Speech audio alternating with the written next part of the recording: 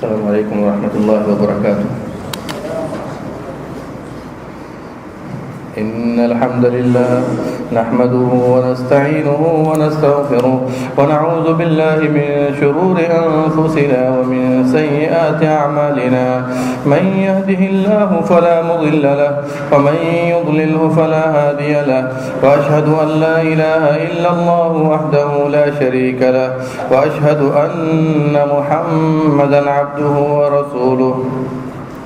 أما بعد فإن أصدق الحديث كتاب الله وخير الهدي هدي محمد صلى الله عليه وسلم وشر الأمور محدثاتها وكل محدثة بدعة وكل بدعة ضلالة وكل ضلالة في النار. يقول الله سبحانه وتعالى في كلامه المجيد: أعوذ بالله السميع العليم من الشيطان الرجيم. بسم الله الرحمن الرحيم. يا أيها الذين آمنوا اتقوا الله حق تقاته ولا تموتن إلا وأنتم مسلمون. يا أيها الناس اتقوا ربكم الذي خلقكم من نفس واحدة وخلق منها زوجها وبث منهما رجالا كثيرا ونساء واتقوا الله الذي تساءلون به والأرحام إن الله كان عليكم رقيبا. يا أيها الذين آمنوا اتقوا الله وقولوا قولا سديدا يصلح لكم أعمالكم ويغفر لكم ذنوبكم ومن يطع الله ورسوله فقد فاز فوزا عظيما. وقال تعالى في مقام آخر: رب قد آتيتني من الملك وعلمتني من تأويل الأحاديث فاطر السماوات والأرض أنت ولي في الدنيا والآخرة توفني مسلما والحقني بالصالحين. میرے بھائیوں، دوستو، عزیزوں اور ساتھیوں، جنازے کے احکام و مسائل سے متعلق آپ کے سامنے بات چل رہی ہے اور یہ تیسرا ہفتہ ہے. قبل اس کے کہ میں آپ کے سامنے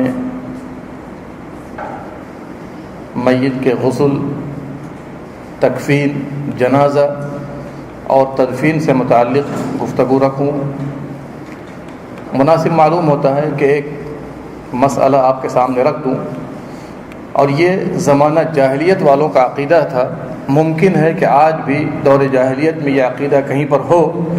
وہ یہ ہے کہ سورج گرہن یا چاند گرہن کے دن اگر کسی کی وفات ہو جاتی تھی تو لوگ سمجھتے تھے کہ یہ مرنے والا شاید عظمت کا نشان نہیں ہے، اور یہ خرافات ان کے ذہنوں میں موجود تھی.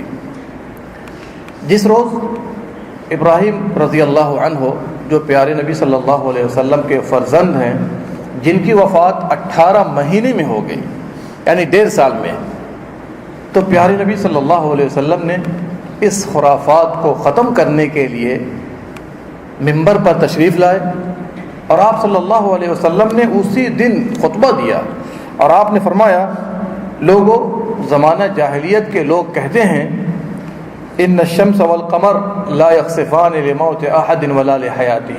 فرمایا زمانہ جاہلیت والوں کا عقیدہ یہ ہے کہ جس روز کسی کی موت آ جائے اور اسی دن سورج گرہن یا چاند گرہن ہو تو سمجھتے ہیں یہ کوئی عظمت والی بات نہیں تھی، یہ عظمت والا آدمی نہیں تھا.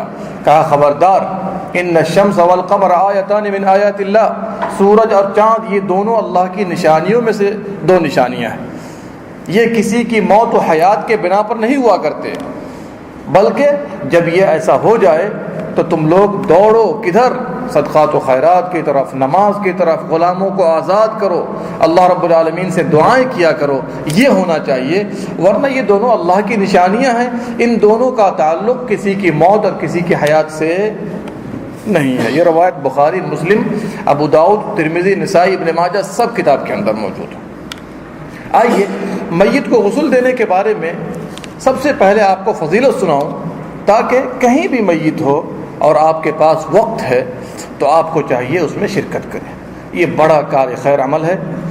اور اس کی بڑی فضیلت آئی ہے، لیکن ایک شرط کے ساتھ غسل دیجیے کہ میت کے جسم پر کوئی عیب نظر آئے یا کوئی خرابی نظر آئے تو بعض لوگوں کی عادت ہوتی ہے کہ وہ لوگوں کے سامنے سنانا اور بیان کرنا شروع کر دیتے ہیں. نہیں، چھپائیے، پردہ پوشی کیجیے، اور ارادہ کیا ہو کہ اللہ رب العالمین راضی ہوگا، رضا الہی کے لیے یہ کام ہونا چاہیے. اس سلسلے میں ابو رافع رضی اللہ عنہ کی روایت ہے، پیارے نبی صلی اللہ علیہ وسلم نے فرمایا من غسل میتا فکتم علیہ غفر اللہ لہ 40 کبیرہ، جو بھی آدمی میت کو غسل دے اور عیبوں کو چھپا دے تو اللہ سبحانہ و تعالی 40 کبیرہ گناہوں کو معاف فرماتا ہے. کتنے؟ 40 کبیرہ گناہوں کو معاف فرماتا ہے. اور دوسری فضیلت سنیے، ومن حفر لأخیہ قبرا، جس نے اپنے کسی بھائی کے لیے قبر کھودی، کیا کھودی؟ قبر کھودی، اور اس میں چھپا دیا میت کو، فکأنما اسکنہ مسکنا، گویا کہ اس نے قیامت تک کے لیے اس نے اپنی رہائش مہیا کر لی. اللہ اکبر. دیکھیے، ایک تو قبر کھودنے کی فضیلت آئی اور دوسرے میت کو غسل دینے کی فضیلت آئی. یہ روایت طبرانی کبیر کے اندر ہے. اسی طریقے سے مستدرک حاکم کے اندر ایک اور روایت ہے، پیارے نبی صلی اللہ علیہ وسلم نے فرمایا جس نے کسی مسلمان کو غسل دیا اور عیبوں کو چھپا دیا، شرط یہ ہے غسل کے ساتھ عیبوں کو چھپانا ہے، اللہ رب العالمین غفر اللہ لہ 40 مرہ، 40 مرتبہ اس کی مغفرت فرماتا ہے. کتنی مرتبہ؟ 40 مرتبہ مغفرت فرماتا ہے. اور جس نے اپنی بھائی کے لیے قبر کھودی اور اس میں چھپا دیا تو گویا کہ اس نے تا قیامت اس کے لیے رہائش فراہم کر دی. اور آگے جس نے اس کو کفن پہنایا، غور کیجئے، جس نے اس کو کفن پہنایا، اللہ رب العالمین قیامت کے دن جنت کے ریشمی لباس سے اس کو لباس دے گا.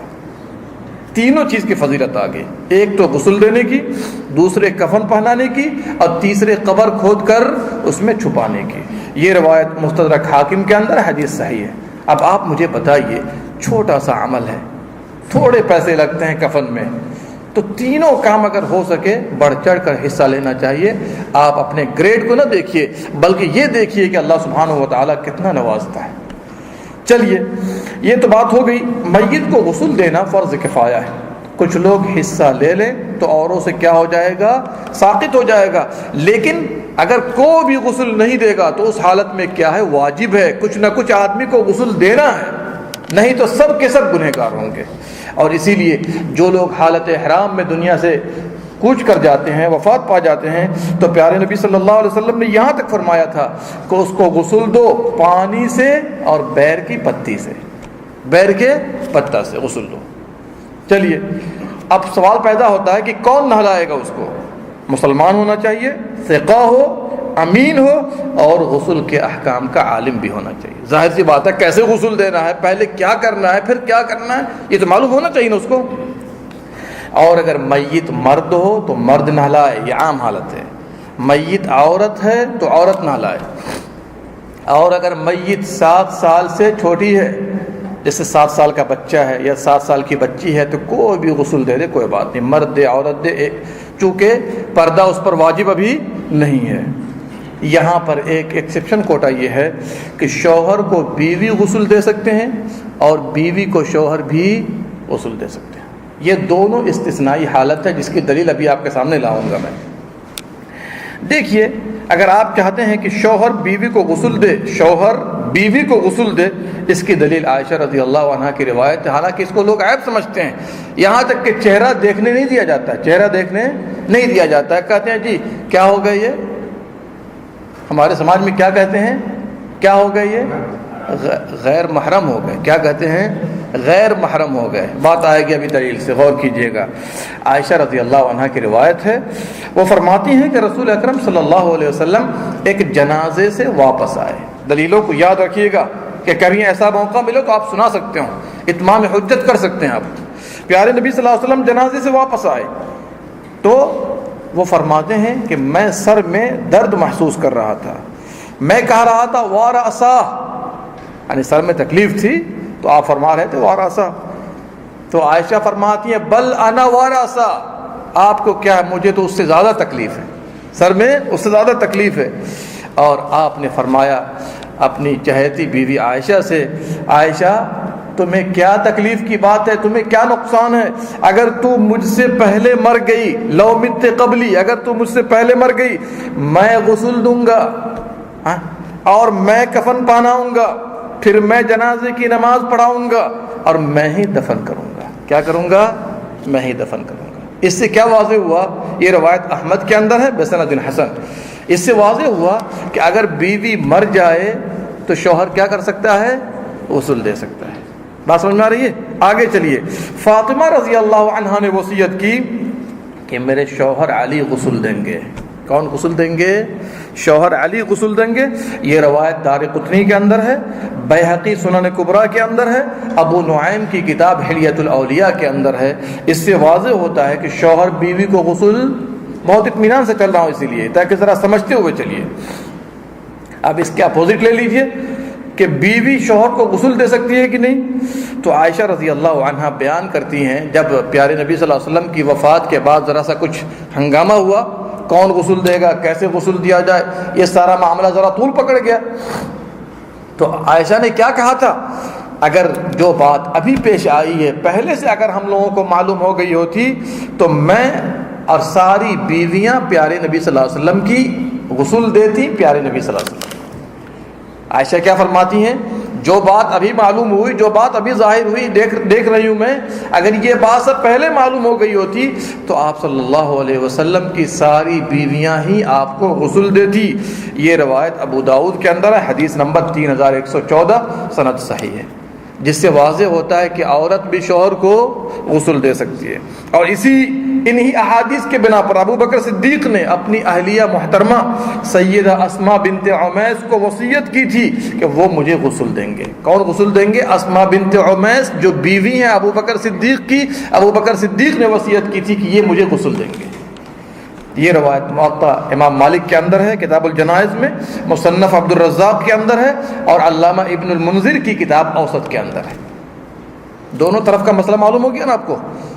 ایک تو عام حالت، مرد کو مرد، عورت کو عورت۔ دوسرا مسئلہ پیش آیا کہ اگر میت کم عمر ہے، 7 سال یا 7 سال سے چھوٹے، تو کوئی بھی غسل دینے کو حرج کی بات نہیں۔ اب تیسری شکل جو استثنائی ایکسیپشنل کوٹا نکلا کہ شوہر کو عورت غسل دے سکتی ہے اور عورت کو شوہر غسل دے سکتا ہے۔ چلیے، بعض لوگ کہتے ہیں کہ عورت جو ہے اس کے لیے، مرد اس کے لیے غیر محرم ہو گیا، جیسا کہ آج ہمارے سماج میں رائج ہے، اور اسی بنا پر چہرہ نہیں دیکھنے دیتے، چاہے جائے کہ غسل دینے دلانے کی بات آئے، تو یہ نقلاً تو غلط ہے، جیسا کہ ہم نے دلائل سے پیش کر دیا۔ عقلاً بھی غلط ہے، یہ کہنا کہ غیر محرم ہو گئے عقلاً بھی غلط، عقل بھی اس بات کو تسلیم نہیں کرتی ہے۔ اگر ایسی بات ہو تو مجھے بتائیے، غیر محرم ہو جانے کے بعد پھر وراثت کا معاملہ کہاں سے آتا ہے؟ ظاہر سی بات ہے، شوہر اگر بیوی مر گئی ہے، اولاد ہے، تو شوہر کو اس کی وراثت سے حصہ ملتا ہے 1/4، چوتھا حصہ ملتا ہے، اور اگر اولاد نہیں ہے تو کتنا ملتا ہے؟ 1/2 ملتا ہے، ہاف ملتا ہے، جیسا کہ قرآن پاک میں اللہ نے فرمایا وَلَكُمْ نِصْفُ مَا تَرَكَ أَزْوَاجُكُمْ إِن لَّمْ يَكُن لَّهُنَّ وَلَدٌ، سورہ نساء کی جو آیت ہے یوصیکم اللہ، اس میں موجود ہے، جا کر دیکھ لیجیے۔ اس سے واضح ہوتا ہے کہ یہ فلسفہ صحیح نہیں ہے، قرآن و سنت کے خلاف ہے، یہاں تک کہ عقل کے بھی خلاف ہے۔ اب سوال پیدا ہوتا ہے یہاں پر کہ میت کو غسل دینے کا سب سے زیادہ مستحق کون ہے؟ سوال پیدا ہوتا ہے کہ نہیں پیدا ہوتا ہے؟ نہیں تو بسا اوقات لوگ ہنگامہ کر دیں گے، میں ممکن ہے؟ تو شریعت کے دلائل کی روشنی میں سب سے پہلے وہ مستحق ہے جو اس کا وصی ہوگا، یعنی جس کے بارے میں اس نے وصیت کی۔ مثال کے طور پر کوئی مرنے والا پہلے ہی کہا گیا کہ میں مروں، فلاں آدمی دے گا، نامزد کر دے، ٹھیک ہے، وہ سب سے پہلے مستحق ہے کیونکہ وصیت ہے نا۔ اور اگر وصیت نہیں ہے تو پھر اقرب فالاقرب، جو اس کا خاص رشتہ دار ہے، پہلے وہ غسل دے گا۔ بیٹا ہے، بھائی ہے، پوتا ہے، مثال کے طور پر، یہ قریبی لوگ پہلے آئیں گے۔ اگر یہ سب نہ ہو پھر چچا ہے، فلاں جو رشتہ داروں میں آتے ہیں پہلے وہ مستحق ہیں۔ لہٰذا آدمی کو چاہیے اس کا خیال رکھنا چاہیے۔ اور اگر کوئی مرد فوت ہو گیا، اب کوئی مرد غسل دینے والا نہیں ہے، مثال کے طور پر عورت ہی سب ہے، تو کیا کریں گے پھر ایسی شکل میں؟ عورت مر گئی، عورتیں نہیں ہیں غسل دینے والی، مثال کے طور پر صرف مرد ہی مرد ہے، تو کیا کریں گے ایسے موقع پر؟ ایسے موقع پر شریعت نے یہ حکم دیا، علماء نے لکھا ہے کہ تیمم کرا دیا جائے۔ کیا کرا دیا جائے؟ پھر ایسے موقع پر غسل ساقط ہو جاتا ہے۔ اب بتائیے کہ اسلام نے صدر کا کتنا خیال رکھا ہے، دونوں جنسوں کو کتنا مختلف بتایا ہے۔ یہاں پر چاہیے کہ جو لوگ دھوکہ کھا چکے ہیں یورپ اور ان کی تہذیبوں سے، ذرا غور کیجئے کہ اللہ رب العالمین نے دونوں جنسوں کے اندر کتنی تمیز کی ہے، برائیوں کو دور کرنے کے لیے دنیا میں مرنے کے بعد بھی اس کا خیال رکھا ہوا ہے۔ سبحان اللہ، غور کیجئے ذرا صاحب۔ چلیے اب تیمم کا طریقہ تو آپ کو پتہ ہے نا، ایک مرتبہ مٹی پہ مارا جائے گا اور اگر غبار لگے ہوں پھونک لیا جائے، اور پھونکنے کے بعد چہرے پر اور ہتھیلی پر مسح کر دیا جائے، بس، اور کچھ کرنے کی ضرورت نہیں۔ چونکہ آگے کچھ کریں گے تو پھر پردے کا مسئلہ پیدا ہوگا۔ کس کا مسئلہ پیدا ہوگا؟ پردے کا، لہذا تیمم کافی ہے اس کے لیے۔ لیکن اس کے بعد ایک اور شکل باقی ہے۔ شکل یہ ہے کہ مثال کے طور پر کوئی آدمی جل گیا ہو، شکل پیدا ہو سکتی ہے کہ نہیں؟ کوئی جل گیا ہو، یا ایسے اس کے اعضاء ہیں کہ اگر پانی ڈالیں گے تو ممکن ہے پھٹ جائے، ممکن ہے، ایسی شکل آ جاتی ہے کبھی کبھی۔ تو ہم کیا کریں گے؟ جہاں جہاں پر پانی ڈالنا مناسب ہو دھو دیں گے، اور نہیں تو ترہات گزار دیں گے، ترہات گزار دیں گے، تاکہ اس کے جسم کی بھی حفاظت ہو اور غسل بھی ہو جائے۔ لیکن یہاں پر ایک بات ذہن میں رکھیے گا، مسلمان کے لیے حرام ہے کہ کسی کافر و مشرک کو غسل دے، کسی کافر و مشرک کو غسل دے یا اسے کفن پہنائے، کیونکہ اللہ سبحانہ و تعالیٰ کا فرمان وَلَا تُصَلِّ عَلَىٰ أَحَدٍ مِّنْهُمْ مَاتَ أَبَدًا وَلَا تَقُمْ عَلَىٰ قَبْرِهِ۔ جب کسی کافر و مشرک پر جنازے کی نماز پڑھنا جائز نہیں، قرآن نے منع کر دیا، تو اس کے جو لوازمات ہیں غسل، تکفین وغیرہ، اس سے بھی شریعت نے منع کر دیا ہے۔ اب آئیے کہ غسل کا طریقہ کیا ہونا چاہیے، ذرا سا ٹیلنٹ رہیے گا سمجھنے کے لیے۔ اب میں شارٹ میں کہہ دوں اگر کہ غسل کا طریقہ وہی ہے جو آپ کے غسل کا طریقہ ہے، اس سے زیادہ کچھ کہنے کی ضرورت نہیں۔ بھائی جیسے ہم غسل کرتے ہیں نا، ویسے میت کا غسل کا طریقہ ہے، دونوں میں کوئی فرق نہیں ہے۔ بس فرق کیا ہوگا کہ وہ خود نہیں کرے گا، آپ کو کرنا ہے، وہ خود نہیں کرے گا، آپ کو کرنا ہے۔ طریقہ کیا ہوگا؟ پانی پاک ہو، مباح ہو، بہتر یہ ہے کہ پانی ٹھنڈا ہو، معتدل پانی ہو۔ لیکن اگر میت کے جسم پر میل کچیل وغیرہ اگر نظر آ جائے، ممکن ہے، یا بہت زیادہ سردی بھی ہو، تو آدمی ذرا پانی کو گرم کر سکتا ہے، کوئی حرج کی بات نہیں ہے۔ نہلانے کی جگہ کیسی ہونی چاہیے؟ جو لوگوں کی آنکھوں سے اوجھل ہو، کوئی چھت والا گھر ہو یا خیمہ ہو، بس یہ ہے کہ پردہ ہونا چاہیے، سارے کے سارے لوگ نہ دیکھیں۔ کون دیکھے گا؟ وہاں پر کون ہونا چاہیے؟ جو غسل دینے والا ہو اور جو اس کا ہیلپر ہو۔ ایک دو آدمی، تین آدمی ہوتے ہیں نا، یہ پانی لاؤ جی، صابن لاؤ، یہ لاؤ، تو یہ آدمی ہونا چاہیے، باقی عام لوگوں کو اس سے ہٹا دینا چاہیے۔ نہلانے کی کیفیت کیا ہوگی؟ نہلانے والا سب سے پہلے میت کا سر اٹھا کر بیٹھا دینے کے قریب کرتے ہیں۔ ظاہر سی بات ہے وہ لیٹا ہوا ہے، آپ اس کو ذرا سا اٹھائیے، ذرا سا اٹھا دیجئے، تاکہ اس کے بعد جو پہلا مرحلہ ہوگا، پیٹ کو ذرا سا داب کر کے جو کچھ بھی نکلے پانی کے ساتھ اس کو باہر کر دیجئے، نرمی سے نچوڑیے، جو کچھ بھی نکلو تو پانی سے ذرا صاف کر دیجئے۔ اس کے بعد غسل دینے والا اپنے ہاتھ میں ایک کپڑا وغیرہ لپیٹ لے، کھردرا سا کپڑا ہونا چاہیے تاکہ صاف صفائی کرنے میں آسانی ہو، اور کپڑا لگا کر کے استنجا کرا دے۔ کیا کرا دے؟ استنجا کرا دے۔ ظاہر سی بات ہے آپ اپنا استنجا کرتے ہیں، صاف صفائی کرتے ہیں شرمگاہ پر، ویسے ہی اس کا بھی کرا دیجیے، آگے پیچھے دونوں حصے پر، اور اس کے بعد پانی بہا دیجیے تاکہ صاف ہو جائے۔ یہ تو آپ بھی کرتے ہیں، ویسے اس کا کیا گیا ہے۔ اب آئیے، غسل کی نیت تو کرے گا ہی غسل کرانے والا، بسم اللہ پڑھے گا ہی، جیسے ہم بسم اللہ پڑھ کے حمام میں داخل ہوتے ہیں، اسی طریقے سے مکمل وضو کرا دیجیے، جیسے ہم لوگ کرتے ہیں اپنے لیے، مکمل وضو کرتے ہیں کہ نہیں غسل سے پہلے، جو افضل ہے، سنت ہے، کرنا چاہیے۔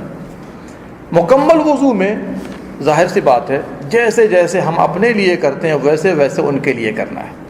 فرق کیا ہوگا کہ کلی نہیں کرائیں گے، ناک میں پانی نہیں ڈالیں گے، فرق ہوگا کہ نہیں ہوگا؟ ظاہر سی بات ہے آپ زندہ ہیں تو کر لے رہے ہیں، لیکن وہ تو نہیں کر پائے گا، تو اس لیے اب کیا کیجئے گا، اپنے ہاتھ میں کپڑا لپیٹے رہیے، اور کلی کی جگہ پر آپ تر کر کے کپڑے کو اس کے منہ کے اندر دانتوں کی صفائی، زبان وغیرہ کی صفائی وغیرہ کر دیجئے۔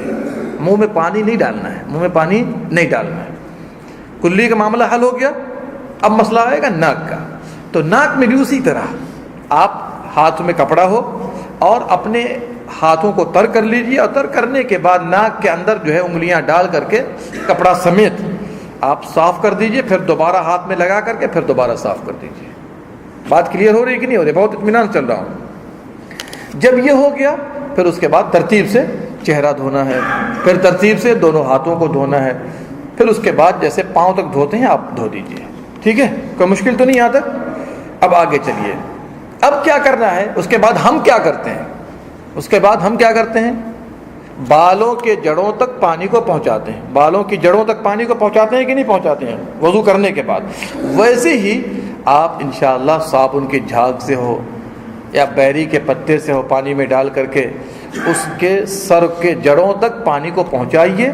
داڑھی ہے تو داڑھی کو بھی اسی طرح جو ہے دھو دیجیے. ٹھیک ہے. اس کے بعد کیا کرنا ہے؟ میت کو, اب اس کے بعد ہم کیا کرتے ہیں؟ دونوں میں دیکھیں مقابلہ کر رہا ہوں. ہم کیا کرتے ہیں؟ دائیں طرف سے پانی ڈالتے ہیں نا. ویسے ہی کیا کرنا ہے؟ میت کو بائیں طرف ذرا جھکا کر کے اوپر سے نیچے تک مکمل اس کو دھوئیے. ٹھیک ہے. پھر اس کے بعد ذرا سا دائیں طرف جھکا کر کے میت کو بائیں طرف اوپر سے نیچے تک بالکل اوپری حصے کو, اور جھکا کر کے ذرا سا نیچے والے حصے کو دھوئیے جیسے ہم لوگ دھوتے ہیں. سنت یہی ہے, پہلے دائیں طرف سے شروع کرنا پھر بائیں سے شروع کرنا ہے. جب یہ ہو جائے تو مکمل جسم کو یہاں تک کہ پاؤں کے نیچے, پیٹھ کے نیچے, ہر طرف ذرا سا قاعدے سے پانی پٹائیے, پانی ڈالیے. اور یہ ایک مرتبہ دھونا فرض ہے بشرطے کہ صفائی ہو جائے, اور اگر صفائی نہیں ہوتی تو 3 یا 5 طاق عدد کے ساتھ غسل کرانا مستحب اور افضل ہے. آخری مرتبہ اگر 7 مرتبہ دیتے ہیں تو 7ویں مرتبہ, 5 مرتبہ کرتے ہیں تو 5ویں مرتبہ ذرا کافور ملا کر کے پانی میں, جیسا کہ بعض روایت میں آیا ہے پیارے نبی صلی اللہ علیہ وسلم کی لڑکی کو جب غسل دیا جا رہا تھا تو ام عطیہ سے نبی صلی اللہ علیہ وسلم نے فرمایا تھا کہ آخری مرتبہ کافور ملا دینا تاکہ ذرا جسم کو خوشبو بھی دے اور ساتھ ساتھ ذرا سخت بھی کر دے. کیا کر دے؟ سخت بھی کر دے. یہ ہو گیا غسل کا طریقہ. تو آپ 1 مرتبہ دے دیجئے, اگر صفائی ہو جا رہی ہے تو کافی ہے, نہیں تو 3, 5, 7 حسب حاجت طاق عدد میں یہ دینا مستحب ہے, جیسا کہ نبی صلی اللہ علیہ وسلم نے وصیت فرمائی ہے. غسل کے بعد کیا کرنا ہے میت سے؟ غسل کا طریقہ سمجھ میں آیا کہ نہیں سمجھ میں آیا؟ جیسے ہمارا طریقہ ویسے ان کا طریقہ ہے, بس فرق کیا نکلا اس میں؟ کلی کرنے میں یا ناک کی صفائی کرنے میں, باقی سارا طریقہ وہی رہے گا. ٹھیک ہے نا. غسل کے بعد میت سے کیا کرنا ہے؟ کپڑے وغیرہ سے اس کے جسم کو, اس کے بدن کو ذرا سا پوچھ دیجئے. اس کے بعد اگر مونچھیں بڑھی ہوئی ہیں تو قینچی سے کاٹ دیجئے. بعد میں کرنا ہے, پہلے نہیں کرنا ہے, بعد میں کرنا ہے, جیسا کہ اہل علم نے اس پر اتفاق کیا ہے. اس کے بعد ناخن اگر بڑھے ہوئے ہیں تو دیکھ لیجئے ناخن کی صفائی کر دیجئے. بغل کے بال اگر بڑھے ہوئے ہیں تو وہ بھی صاف کر دیجئے. ناف کے بالوں کو ٹچ نہیں کرنا ہے چونکہ یہ پردے میں داخل ہے. اور یاد رکھیے گا مرد کے لیے کیا ہے, ناف سے گھٹنے تک چھپا ہونا چاہیے غسل سے پہلے, ناف سے گھٹنے تک. اور عورت کے لیے جب عورت ہی غسل دے گی تو پاؤں کا آخری حصہ, سر, گردن, جو عام حالت میں ایک عورت دوسری عورت کے سامنے کھول سکتی ہے, اتنا اگر ہتھیلی وغیرہ کھول دے تو کوئی حرج کی بات نہیں. باقی پورا جسم عورت کا کیا ہے؟ پردہ ہے عورت کے لیے بھی. اگر میت کے غسل کرانے میں عذر ہو, جیسا کہ ہم نے پیش کیا تھا, پھٹ جانے کا خوف ہو, میت جل گئی ہو مثال کے طور پر, تو طریقہ ہم نے آپ کو بتا دیا ہے کہ جہاں جہاں پانی ہم دے سکتے ہیں دیجئے, اور باقی حالتوں میں کیا کیجئے, صرف ہاتھ گزار دیجئے. چلیے یہ ہو گیا آپ کے سامنے غسل کا طریقہ اور میت سے کیا کیا جائے گا. اب آئیے کہ اثناء غسل یا بعد میں عام میت کو خوشبو لگا دیجئے. غسل سے فارغ ہو گئے, خوشبو وغیرہ لے لیجئے, بہترین خوشبو ہو, اور اس کے بعد پورے جسم میں مل دیجئے تاکہ میت معطر ہو جائے. اور یہی نبی صلی اللہ علیہ وسلم کا طریقہ ہے, سوائے محرم کے حالت احرام میں جس کی موت ہو گئی ہے تو پیارے نبی صلی اللہ علیہ وسلم نے کیا فرمایا تھا؟ لا تحنطوه, اس کو خوشبو نہ لگانا, چونکہ احرام کی حالت میں خوشبو نہیں لگاتے ہیں. فإنه يبعث يوم القيامة ملبيا, یہ قیامت کے دن تلبیہ کہتا ہوا اٹھایا جائے گا. جیسے تلبیہ کہہ رہا تھا ابھی اسی طرح اٹھایا جائے گا تو تلبیہ کہتا رہے گا. یہ روایت مسلم کے اندر ہے. جو آدمی میت کو غسل دے تو اس کا غسل کر لینا افضل ہے, واجب نہیں ہے. آپ صلی اللہ علیہ وسلم نے فرمایا من غسل المیت فلیغتسل, جو میت کو غسل دے غسل کر لے, اور جو میت کو اٹھائے وضو کر لے. یہ افضل ہے, واجب نہیں ہے. لہذا آدمی کو اگر ایسا کر سکتا ہے تو کر لے, نہیں تو کم از کم صرف اپنا وضو کر کے قبرستان کی طرف چلا جائے گا. جو لوگ بھی شہید ہو گئے معرکہ کے اندر, لڑائی کے اندر, شہید کو غسل نہیں دیا جائے گا, شہید کو غسل نہیں دیا جائے گا, خواہ وہ حالت جنابت میں مرا, خواہ وہ حالت جنابت میں مرا ہو. دیکھیے اللہ کے یہاں کتنا بڑا اعزاز ہے اس کا بھی. آپ صلی اللہ علیہ وسلم نے فرمایا جو احد میں شہید ہو گئے تھے, فرمایا تھا ان کو دفن کر دو, ان کو خون سمیت, ان کے خون سمیت دفن کر دو, اور انہیں آپ صلی اللہ علیہ وسلم نے غسل نہیں دیا. یہ روایت جابر رضی اللہ عنہ سے بخاری کے اندر ہے. اور ایک روایت میں مسند امام احمد کے اندر لا تغسلوہم, ان کو غسل نہ دینا, ان کو غسل نہ دینا. اور اسی لیے جو غسیل الملائکہ حنظلہ کی شہادت ہوئی, ظاہر سے بات ہے بالکل نئی شادی ہوئی تھی, اور غسل جنابت آ گیا تھا, لیکن دیکھا کہ لڑائی زور پکڑ گئی ہے, بغیر غسل کیے ہوئے لڑائی میں کود پڑے, لڑائی میں کود پڑے. تو پیارے نبی صلی اللہ علیہ وسلم نے فرمایا کہ ان کو فرشتوں نے غسل دیا ہے, ان کو فرشتوں نے غسل دیا ہے. روایت حاکم کے اندر صحیح سند کے ساتھ ہے. اب یہاں پر ایک مسئلہ پیدا ہوگا کہ جو بچہ 4 ماہ سے کم کا تھا پیٹ میں, یہ بار بار مسئلے آتے ہیں, یہی مسئلہ جنازے کا بھی پیدا ہوتا ہے. 4 ماہ سے کم پیٹ میں بن ہی رہا تھا, روح نہیں پھونکی گئی, بچہ کمپلیٹ نہیں پیدا ہوا, انسانی شکل اختیار نہیں کیا, 4 مہینے سے کم والا, تو پھر اس کے بارے میں کیا ہوگا؟ وہ انسان کے حکم میں نہیں ہے, انسان کے حکم میں نہیں ہے. اس لیے نہ غسل ہے اور نہ ہی جنازے کی نماز ہے, نہ ہی, لیکن دفن کیا جائے گا چونکہ مسلمان کا بچہ ہے, دفن قبرستان میں کیا جائے گا. لیکن 4 مہینے کا ہو گیا, کمپلیٹ 4 مہینہ ہو چکا ہے, 5واں مہینہ, 6واں مہینہ, 7واں مہینہ, 8واں مہینہ, 9واں مہینہ, لیکن پیٹ ہی کے اندر مر گیا, یا پیٹ سے نکلا اور مر گیا, پیٹ سے نکلا مر گیا, یہ ساری شکل بتا رہا ہوں, تو وہ انسان کے حکم میں ہے چونکہ روح پھونکی جا چکی ہے, روح پھونکی جا چکی ہے. اب کیا ہوگا معاملہ؟ یہاں پر بعض علماء نے کلام کیا ہے, بعض نے کہا نہیں بچہ پیدا ہوگا چیخ مارے گا تو کیا جائے گا, لیکن میں کہتا ہوں نہیں, دلائل کی روشنی میں یہ ہے 4 مہینے کا کمپلیٹ ہو چکا ہے, خواہ وہ پیٹ میں مر جائے یا باہر نکل کے مرے, ایسے بچے کو غسل دیا جائے گا, کفنایا جائے گا, جنازے کی نماز ادا کی جائے گی, دفن بھی کیا جائے گا, کیونکہ انسان بن چکا ہے, انسان بن چکا ہے. اور پیارے نبی صلی اللہ علیہ وسلم نے فرمایا السقط یصلی علیہ, جو بچہ گر جائے اس پر جنازے کی نماز ادا کی جائے گی. اور سب سے بڑی بات یہ ہے کہ انسان بن چکا ہے, انسان بن چکا ہے, مسلمان کا بچہ ہے. یہ الگ بات ہے کہ زندہ نہیں رہ سکا, تو انشاءاللہ اس پر جنازے کی نماز ادا کی جائے گی. یہ روایت ابو داؤد کتاب الجنائز کے اندر موجود ہے. یہ سارے مسائل تھے غسل دینے کے. اب آئیے ذرا کفن کے بارے میں.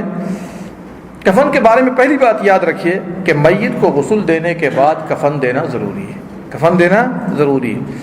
اور اس کے پاس مال ہے, جو جائیداد یا پیسے چھوڑ کے جا رہا ہے, افضل یہ ہے کہ آپ کفن دیجئے اسی کے پیسے سے. کیا افضل ہے؟ کہ اسی کے پیسے سے دیجیے. ظاہر سی بات ہے وہ پیسہ چھوڑ کے جا رہا ہے تو اتنا پیسہ اس میں سے لے لیجئے کہ آپ انشاءاللہ کفن ان کو دے سکیں. دوسری بات یہ ہے کہ کفن اتنا کشادہ ہونا چاہیے کہ تمام جسم کو چھپا دے, تمام جسم کو چھپا دے. اور اگر سکت نہیں ہے, پیسے نہیں ہے لوگوں کے پاس, ممکن ہے, تو پیارے نبی صلی اللہ علیہ وسلم نے فرمایا تھا ان لوگوں کے بارے میں, خاص طور سے مصعب بن عمیر رضی اللہ عنہ کے بارے میں, جو احد میں شہید ہو گئے تھے. اتنے پیسے نہیں تھے, اللہ اکبر, ان کا بھی ایک عجیب قصہ ہے. اتنے پیسے نہیں تھے, اتنا کپڑا نہیں تھا کہ پورے جسم کو ڈھکا جاتا. تو پیارے نبی صلی اللہ علیہ وسلم سے صحابہ نے کہا اللہ کے نبی صلی اللہ علیہ وسلم جب یہ کافر تھا تو بتائیے کتنے پیسے, کتنے بہترین لباس پہن کر کے گھما کرتے تھے, اور کسی گلی سے گزر جاتے, گلی کا واحد دیتی کہ یہاں سے مصعب گزرے. کون گزرے ہیں؟ مصعب گزرے. اتنے خوشبو وغیرہ لگا کر کے چلا کرتے تھے. یہی مصعب بن عمیر جب شہید ہو جاتے ہیں اتنی بڑی چادر یا اتنا کپڑا نہیں ہے کہ پورے جسم کو ڈھکا جا سکے۔ تو پیارے نبی صلی اللہ علیہ وسلم نے کیا فرمایا؟ کپڑے کو سر کی طرف لے آؤ اور پاؤں پر اذخر گھاس ڈال دو، اذخر گھاس ڈال دو۔ اس سے واضح ہوتا ہے کہ اگر کپڑے چھوٹے ہوں کسی کے یا چھوٹے پڑ جائیں، مثال کے طور پر دوسرا کپڑا بھی میسر نہ ہو، تو چہرے کی طرف سے زیادہ ڈھانپیے، پاؤں اگر ذرا سا کھل بھی جائے تو انشاءاللہ کوئی حرج کی بات نہیں ہے، یا گھاس وغیرہ بھی ڈالنا ہو تو ڈال دیجئے، کوئی حرج کی بات نہیں۔ چلیے، چوتھی بات یہ ہے کہ کپڑے اگر تھوڑے ہوں اور فوت شدگان زیادہ ہوں تو کیا کریں گے؟ تو ایک ایک کفن میں بھی ہم 2-3 کو چھپا سکتے ہیں، جیسا کہ احد کے موقع پر کیا گیا تھا۔ اور دفن کرنے میں حافظ قرآن کو قبلے کی طرف مقدم کیا جائے گا۔ دفن کی بات آ رہی ہے، حافظ قرآن کا رتبہ دیکھیے، قبر میں بھی اللہ تعالیٰ نے کتنا بڑا بنایا ہے کہ قبلے کی طرف کس کو بنایا جائے گا؟ جو حافظ قرآن، یا زیادہ سے زیادہ جس کو یاد ہے۔ چلیے، پانچویں بات یہ ہے کہ جن کپڑوں میں شہادت نصیب ہوئی ہے انہیں اتارے بغیر اسی طرح دفن کر دینا چاہیے، جیسا کہ نبی صلی اللہ علیہ وسلم نے فرمایا تھا ان کے بارے میں، زملوہم فی ثیابہم، ان کے کپڑوں میں ان کو لپیٹو، ایکسٹرا کپڑا لگانے کی ان کو ضرورت نہیں ہے۔ یہاں تک کہ محرم جو حالت احرام میں وفات پا گیا ہے انہی دونوں کپڑوں میں دفن کیا جائے گا جس میں اس کی موت واقع ہوئی ہے۔ آپ نے فرمایا تھا کفنوہ فی ثوبیہ، اس کو اسی کے دونوں کپڑوں میں تکفین کر دو، یہ روایت بخاری کے اندر ہے۔ کفن میں چند باتوں کا خیال رکھا جائے گا۔ پہلی بات یہ ہے، افضل ہے کہ سفید ہونا چاہیے۔ افضل کیا ہے؟ سفید ہو، اور ساتھ ساتھ یہ بھی کہ معتدل کپڑا ہونا چاہیے، کوئی زیادہ مہنگا نہیں ہونا چاہیے۔ ابوبکر صدیق نے کیا وصیت کی تھی؟ وصیت کی تھی، دیکھو جی مجھے انہی کپڑوں میں کفن کا دینا، چونکہ زندے مہنگے کپڑے کے زیادہ مستحق، زندے مہنگے کپڑے کے زیادہ مستحق ہیں، مردوں کو اس کی زیادہ ضرورت نہیں ہے۔ دوسری بات، مرد ہو تو 3 کپڑا ہونا چاہیے جس پر پوری امت کا اتفاق ہے۔ پوری امت کا غسل دے دیا، چھپا کے کسی چادر میں لائیے، اور اس کے بعد 3 لفافے جو ہوتے ہیں، اور لفافہ بھی ایسا ہونا چاہیے کہ اس کے سائز سے ذرا بڑا ہونا چاہیے، جو سر کی طرف بھی ذرا زیادہ ہو اور پاؤں کی طرف بھی ذرا زیادہ ہونا چاہیے۔ اب مرد کو کیسے لپیٹیں گے؟ آپ نے جو ہے پھیلا دیا تینوں لفافے کو، اور پھیلانے کے بعد بائیں طرف سے جو اوپر کا پہلا لفافہ ہے اس کو ڈھانپ دیجئے دائیں طرف، پھر دائیں کو بائیں طرف۔ سنت دیکھیے، بائیں سے دائیں طرف، غور کر رہے ہیں نا؟ پھر اس کے بعد دائیں سے بائیں طرف، پھر دوسرا لفافہ جو اس کے نیچے والا ہے بائیں سے دائیں طرف، پھر دائیں سے بائیں طرف، پھر تیسرا جو نیچے والا لفافہ ہے بائیں سے دائیں طرف، پھر دائیں سے بائیں طرف۔ بات سمجھ میں آ رہی ہے نا؟ اور یاد رکھیے گا کہ ذرا سا جو پاؤں کی طرف حصہ ہے اور سر کی طرف حصہ ہے ذرا سا بڑا ہونا چاہیے تاکہ باندھنے میں آسانی ہو۔ تو پاؤں کی طرف ایک گرہ لگائیے، سر کی طرف لگائیے، درمیان میں بھی اگر آپ 3-5 لگا دیتے ہیں تاکہ ذرا سا پیک رہے قاعدے سے، میت کھلے نہیں کہیں پر بھی دفن کرنے میں مثال کے طور پر یا اٹھانے میں، تو یہ زیادہ اچھا ہے۔ 5 یا 7 جگہ باندھ دیجیے تاکہ انشاءاللہ کھلے نہیں وہ حصہ۔ اس کے بعد اگر ہو سکے تو ایک ہلکی دھاری دار چادر شامل کفن ہونا چاہیے۔ یہ بھی پیارے نبی صلی اللہ علیہ وسلم نے بعض موقعوں پر فرمایا تھا۔ آپ نے فرمایا اذا توفی احدکم، جب تم میں سے کوئی مر جائے، فوجد شیئا، کچھ پاتا ہے تو ایک چادر میں اسے کفن دے دیں۔ استطاعت ہے تو ایک چادر بھی الگ سے اگر آپ لپیٹ دیتے ہیں تو کوئی حرج کی بات نہیں۔ چلیے، پھر اس کے بعد میت کو 3 مرتبہ خوشبو کی دھونی دی جانی چاہیے تاکہ باہر کے حصے میں بھی خوشبو بسی رہے۔ یہ طریقہ ہے مرد کو کفن دینے کا، اور مرد کی تکفین کی کیفیت ہم نے آپ کو بتلا دی ہے، کیسے لانا ہے، کیسے پیک کرنا ہے اور کیسے باندھنا ہے، اور خوشبو بھی اس کو معطر کر دیجیے۔ عورت کے کفن کے بارے میں اہل علم نے کلام کیا ہے کہ عورت کے لیے کتنا کپڑا ہونا چاہیے۔ علامہ البانی رحمہ اللہ کی رائے یہ ہے کہ 3 ہی ہونا چاہیے، عورت کے لیے 3 ہی کفن ہونا چاہیے، چونکہ 5 کفن یا 5 لفافے والی جو روایت آتی ہے مرفوعاً، یہ ضعیف روایت ہے۔ تفصیل میں نہیں جاؤں گا کیا اس میں کمی ہے، لیکن ضعیف روایت ہے، علامہ البانی نے بھی اس کو جو ہے ضعیف قرار دیا ہے۔